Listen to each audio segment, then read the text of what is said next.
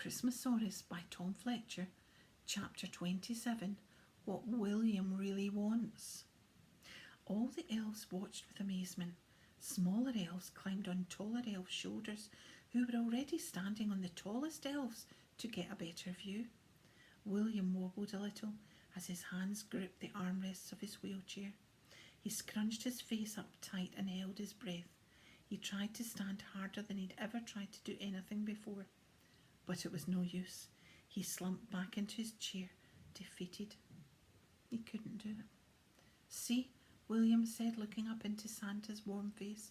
"You said my dreams can come true here, but if that's true, then why can't I walk?" The North Pole had never been so quiet. No one's dreams had ever not come true here before. Santa's eyes stared deep into William's. His kind face had a wise sort of knowing smile, as though he already had the answer to every question you could possibly think of before you'd even thought of it. "My dear William, perhaps, could it be possible, maybe, that what you're asking for isn't what you truly desire?" asked Santa in the kindest, deepest, wisest voice.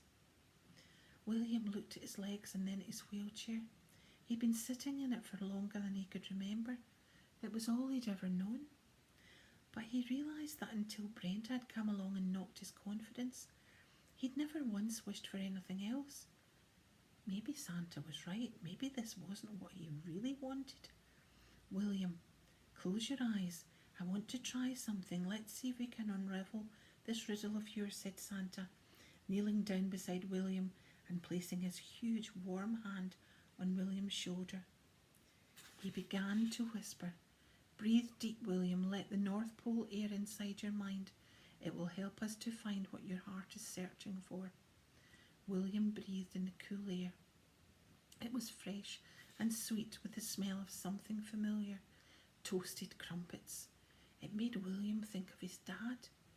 "Good, William.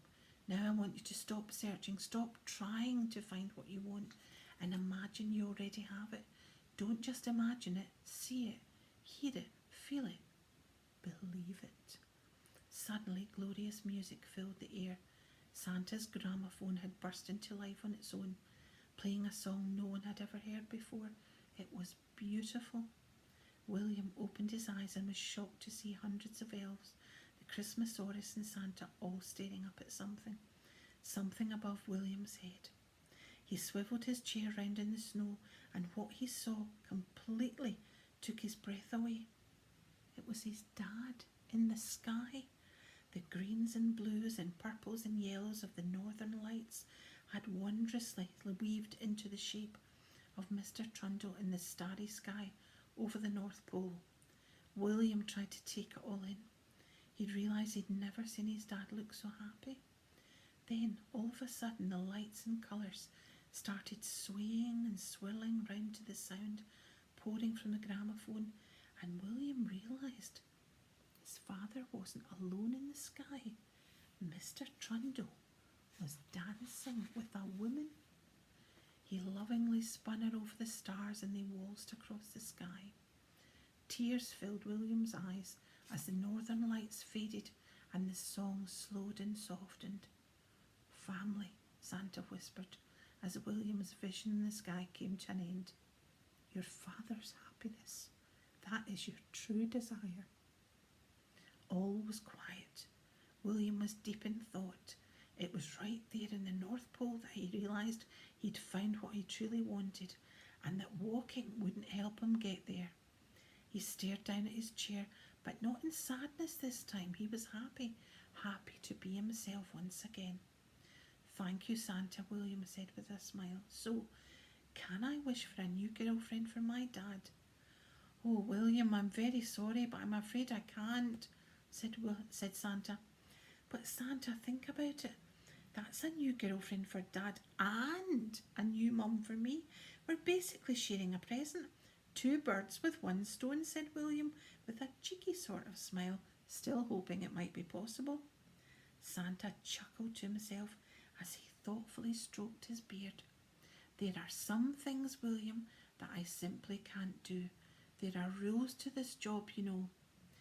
William listened closely as Santa explained.